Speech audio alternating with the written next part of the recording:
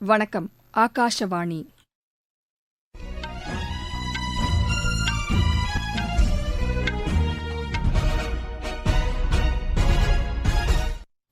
செய்திகள் வாசிப்பவர் லட்சுமி ராகவன். தலைப்புச் செய்திகள். இந்த மாதத்திற்கான மனதின் குரல் வானொலி உரையில் இடம்பெற வேண்டிய அம்சங்கள் குறித்து பொதுமக்கள் தங்களது கருத்துக்களை தெரிவிக்கலாம் என்று பிரதமர் திரு நரேந்திர மோடி கேட்டுக் கொண்டுள்ளார்.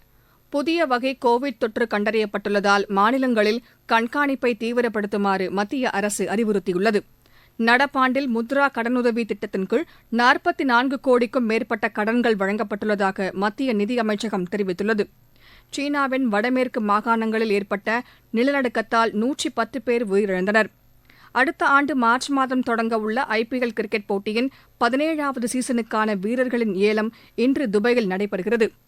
இனி விரிவான செய்திகள். ஸ்மார்ட் இந்தியா ஹேக்கத்தான் இறுதிப் போட்டியில் பங்கேற்போருடன் பிரதமர் திரு நரேந்திர மோடி இன்று கலந்துரையாடுகிறார். புதுதில்லியிலிருந்து இன்று காலை 9:30 மணி அளவில் காணொலி வாயிலாக பிரதமர் இந்த நிகழ்ச்சியில் பங்கேற்கிறார். ஹேக்கத்தான் இறுதிப் போட்டிகள் இன்று தொடங்கி வரும் 23ஆம் தேதி வரை நாடு முழுவதும் நடைபெறவுள்ளது.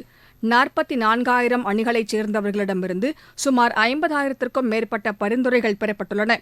இதனையடுத்து இறுதிப் போட்டியில் 12,000த்திற்கும் மேற்பட்ட பங்கேற்பாளர்கள் நாடு முழுவதும் 48 மையங்களிலிருந்து பங்கேற்கிறார்கள்.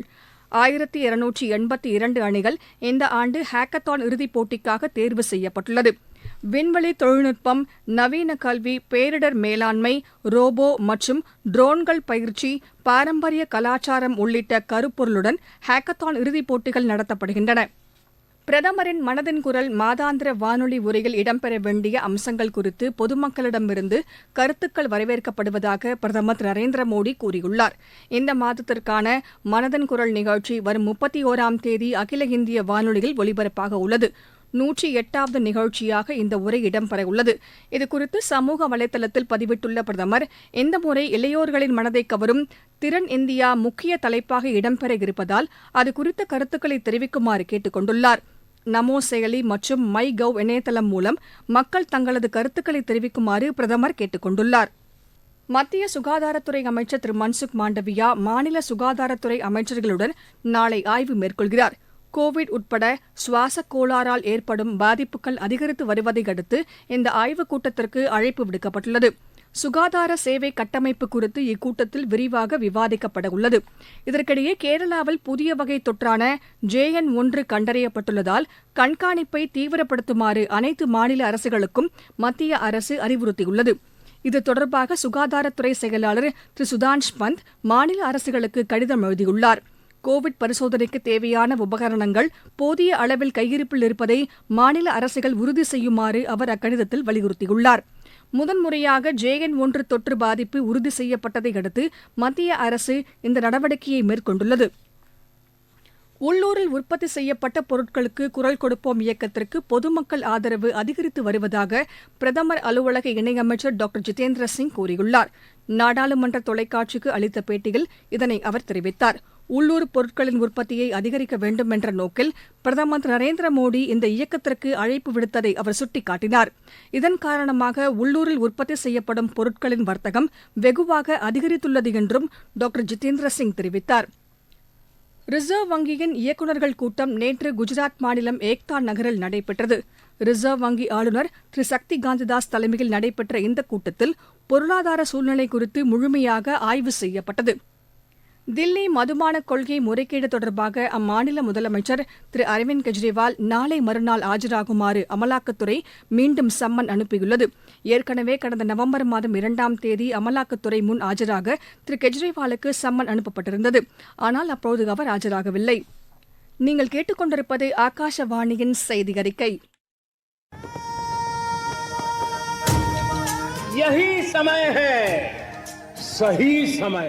இதுதான் வேளை, சரியான வேளை.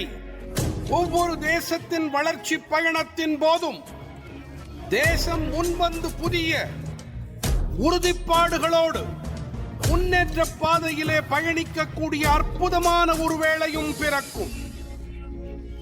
புதிய பாரதத்தின் துவக்கத்தின் இது அமுத காலம்.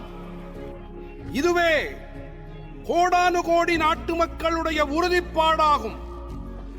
அமுத காலம் 25 ஆண்டுகளுக்கு ஆனது. ஆனால் நாம் நம்முடைய லட்சியங்களை அடைவதற்காக இப்போதிலிருந்தே முனைப்புடன் செயல்பட வேண்டும். भारत को गढ़ने का यही समय है. முத்ரா கடனுதவி திட்டத்தின் கீழ் 44 கோடிக்கும் மேற்பட்ட கடன்கள் வழங்கப்பட்டுள்ளதாக மத்திய அரசு கூறியுள்ளது. இதில் 69% மகளிருக்கு வழங்கப்பட்டுள்ளதாக நிதி அமைச்சகத்தின் செய்திக்குறிப்பு தெரிவிக்கிறது.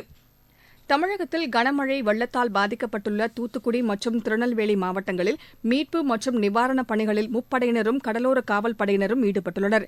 இந்த மாவட்டங்களில் வெள்ள நிலைமையை கண்காணிப்பதற்கு கடலோர காவல் படையின் கப்பலுடன் ஹெலிகாப்டர்களும் ஈடுபடுத்தப்பட்டுள்ளன. இதற்கிடையே தூத்துக்குடி மாவட்டம் திருச்செந்தூரிலிருந்து நேற்று சென்னைக்கு புறப்பட்ட செந்தூர் எக்ஸ்பிரஸ் ரயில் தண்டவாளத்தில் பாதிப்பு ஏற்பட்டுள்ளதால் ஸ்ரீவைகுண்டம் ரயில் நிலையத்தில் நிறுத்தப்பட்டதாகவும் இந்த மாவட்டத்தில் மீட்புப் பணிகள் தொடர்ந்து நடைபெற்று வருவதாகவும் எமது செய்தியாளர் தெரிவிக்கிறார். தூத்துக்குடி மாவட்டத்தில் 2-3 தினங்களாக பெய்து வந்த கடும் மழை நேற்று மாலை முதல் இல்லை. இந்த நிலை தூத்துக்குடி மாவட்டத்தில் தொடர்ந்து பல பகுதிகளிலிருந்து மின்சாரம் துண்டிக்கப்பட்டுள்ளது. வீடுகளை வெள்ளம் சூழ்ந்துள்ளதால் அந்த வீடுகளுக்குள்ளே உள்ள மக்கள் பலர் மீட்கப்பட்டுள்ளனர். சிலர் இன்னும் இந்த பகுதியிலிருந்து மீட்கப்படாமல் உள்ளனர். அவர்களை மீட்கும் நடவடிக்கையானது இன்று தொடர்ந்து நடைபெறும். இந்த நிலையில் நேற்று முன்தினம் திருச்செந்தூரிலிருந்து சென்னை புறப்பட்டு சென்ற செந்தூர் எக்ஸ்பிரஸ் ரயிலானது மழை வெள்ளத்தின் காரணமாக ஸ்ரீவைகுண்டத்தில் நிறுத்தி வைக்கப்பட்டது. ஸ்ரீவைகுண்டம் அருகே தண்டவாளத்தில் அரிப்பு ஏற்பட்டதன் காரணமாக ரயில் அதனை கடந்து செல்ல முடியவில்லை. இந்த நிலையில் அந்த ரயிலில் உள்ள பயணிகளுக்கு தேவையான உணவு வழங்கப்பட்டு வருகின்றன. அந்த பயணிகளை பத்திரமாக மீட்கும் பணி இன்று நடைபெறும் என தெரிவிக்கப்பட்டுள்ளது. ஸ்ரீவைகுண்டம் மற்றும் தூத்துக்குடியில் ஒரு சில இடங்களில் தேசிய பேரிடர் மீட்பு படையினர் முகாமிட்டுள்ளனர். அவர்களும் மீட்பு நடவடிக்கையை தொடர்ந்து செய்து வருகின்றனர். தூத்துக்குடி மாவட்டத்திலிருந்து லட்சுமணன். இதற்கிடையே இலங்கைக்கு அருகே வங்கக்கடலில் நீடிக்கும் கீழடுக்கு சுழற்சி காரணமாக நெல்லை, தூத்துக்குடி உள்ளிட்ட மாவட்டங்களில் அடுத்த 24 மணி நேரத்திற்கு மிதமான மழை பெய்ய வாய்ப்பு இருப்பதாக வானிலை ஆய்வு மையம் தெரிவித்துள்ளது. இந்த நிலையில் தில்லி சென்றுள்ள தமிழக முதலமைச்சர் திரு மு.க.ஸ்டாலின் தென் மாவட்டங்களில் ஏற்பட்டுள்ள மழை, வெள்ளம் மற்றும் நிவாரணப் பணிகள் குறித்து சம்பந்தப்பட்ட மாவட்டங்களின் ஆட்சியர்கள் மற்றும் உயரதிகாரிகளுடன் காணொலி வாயிலாக அவசர ஆலோசனை மேற்கொண்டார். நாடு முழுவதும் மேற்கொள்ளப்பட்டு வரும் நமது லட்சியம் வளர்ச்சியடைந்த பாரதம் யாத்திரை பொதுமக்களிடையே பெரும் வரவேற்பை பெற்றுள்ளது. மத்திய அரசின் திட்டங்கள் குறித்து விழிப்புணர்வை ஏற்படுத்துவதோடு விடுபட்டவர்களுக்கு திட்டங்களின் பயன்கள் சென்றடையும் வகையில் இந்த யாத்திரை மேற்கொள்ளப்பட்டு வருகிறது.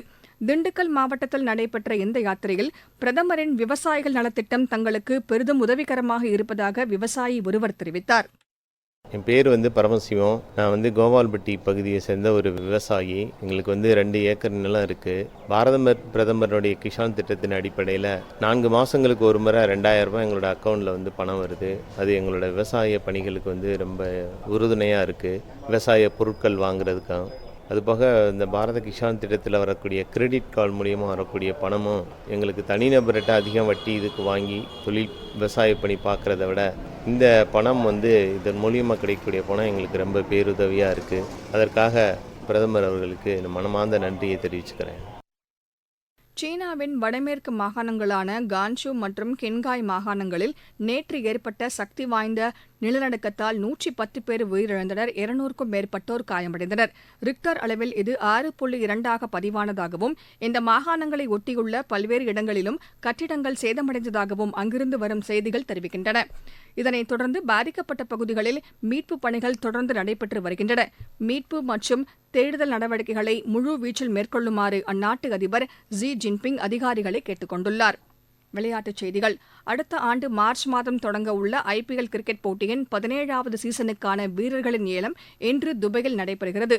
இந்தியா தென்னாப்பிரிக்கா அணிகளுக்கு இடையிலான 2வது ஒருநாள் கிரிக்கெட் போட்டி கெபேகாவில் இன்று நடைபெறுகிறது. ISL கால்பந்து போட்டியில் நேற்று நடைபெற்ற லீக் ஆட்டத்தில் சென்னை அணி 0-1 என்ற கோல் கணக்கில் பஞ்சாப் அணியிடம் தோல்வியடைந்தது. சென்னை கிராண்ட் மாஸ்டர்ஸ் சர்வதேச செஸ் சாம்பியன் போட்டியில் தமிழகத்தின் குகேஷ் செர்பியாவின் அலெக்சாண்டரை வென்றார். மீண்டும் தலைப்புச் செய்திகள். இந்த மாதத்திற்கான மனதின் குரல் வானொலி உரையில் இடம்பெற வேண்டிய அம்சங்கள் குறித்து பொதுமக்கள் தங்களது கருத்துக்களை தெரிவிக்கலாம் என்று பிரதமர் திரு நரேந்திர மோடி கேட்டுக் கொண்டுள்ளார். புதிய வகை கோவிட் தொற்று கண்டறியப்பட்டுள்ளதால் மாநிலங்களில் கண்காணிப்பை தீவிரப்படுத்துமாறு மத்திய அரசு அறிவுறுத்தியுள்ளது. நடப்பாண்டில் முத்ரா கடனுதவி திட்டத்தின் கீழ் 44 கோடிக்கும் மேற்பட்ட கடன்கள் வழங்கப்பட்டுள்ளதாக மத்திய நிதி அமைச்சகம் தெரிவித்துள்ளது. சீனாவின் வடமேற்கு மாகாணங்களில் ஏற்பட்ட நிலநடுக்கத்தால் 110 பேர் உயிரிழந்தனர்.